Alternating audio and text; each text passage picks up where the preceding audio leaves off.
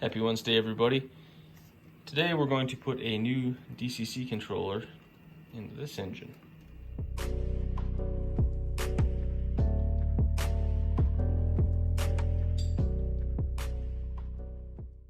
If you haven't done one of these before, you might need a razor knife or something to cut the tape. I've already pre-applied it, so I won't go over that.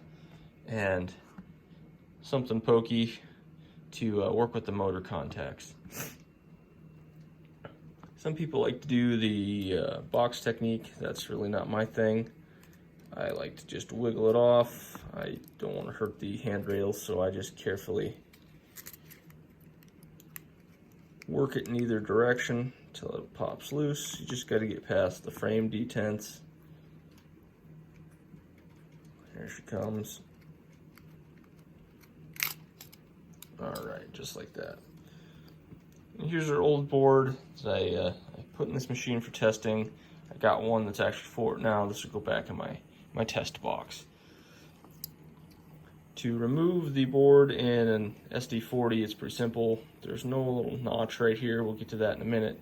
Just slide it back, and it should pop right out. There we go.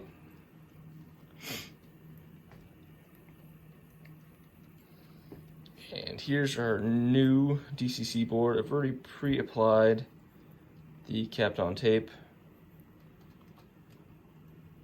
Where I want it there. Come on, focus for me. A lot of people put it across here.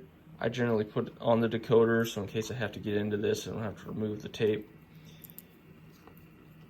This particular side has the downward facing motor contact, which is easy. The opposite side, the one that goes up, is going to be the finicky one for this. So let's just go ahead and install the board, of course. And when you're doing a video, you drop everything, so that makes sense. You kind of have to come in at a bit of a steep angle. Get your motor contacts to start sliding around the frame. And just ever so slightly. And I chose this model for a reason. It's got a really tight decoder fit. There she goes. And once you're in this position, go ahead and grab your pokey bits. Slide that motor tab up and slowly work the decoder over top of it. Once you're to that point, I kind of just hold some pressure down, work it backwards so the back of the decoder will get over that tab, and just push it forward until it locks. And just like that, we're good to go. Since you got the top off, it's a good time to look and make sure your pickups are nice and straight and in the grooves. And then go ahead and reinstall the top cap. And make sure everything sits flush. And again, can't really see it on camera, but look down in there, make sure your motor contacts are flush and the little tabs on the pickups are in position. The larger, newer models, such as this Ace here, have a slightly different frame design. A little bit longer. This one still uses the friction fit thing, which I'm not totally a big fan of because there's not a whole lot of easy access to the worm gears, but the older SD70 back there has the bolts that hold it together.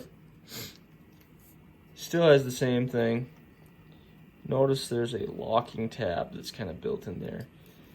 So it'll give you a little bit of heartburn the first couple times you do it, but you kind of have to pull up and back at the same time on your decoder. It's kind of a weird movement, and it'll pop right out of there. And then the same ordeal going back in. You just have to basically get it to where it's almost ready to pop over that. At that point, go ahead and grab your pokey bits again. Push your motor tab down. Slide your decoder over top of it. And then put down pressure and carefully slide it back till it falls in place. And then push forward until it locks. Again, you want to verify it's in front of that little locking tab right there. That's all there is to it. These newer models with this type of frame, the outside body generally holds these contacts in place, but it's a good idea to check them, make sure they're nice and flush, and then go ahead and again reinstall your body. It's these older models like this Mac here, they have thinner motor contacts. I don't know if you can see them down in there. These can be really finicky when you pull the top cap off of one of these. Make sure that when you go back together, you really spend the time and get those contacts in the little frame slot that they provide. I got this, did my DCC install, and thought I had a dud. I fought with it, had pickup issues, and I realized every time I put the top cap back on, the front wiper contact where it touches the pickup on the front truck was always cocked off to the side a little bit, and it was just causing spotty pickup. So something to note when you're doing all your DCC installs. All right, everybody, I appreciate you stopping by.